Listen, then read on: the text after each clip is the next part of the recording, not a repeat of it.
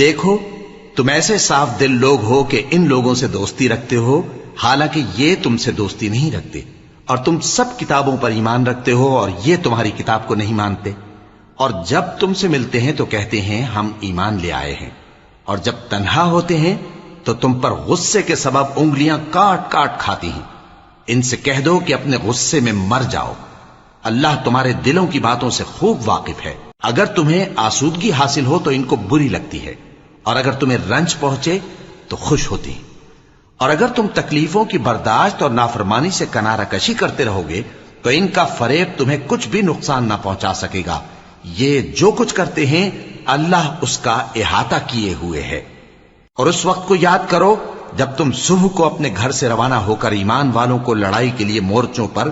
موقع بموقع متعین کرنے لگے، اور اللہ سب کچھ سنتا ہے، جانتا ہے۔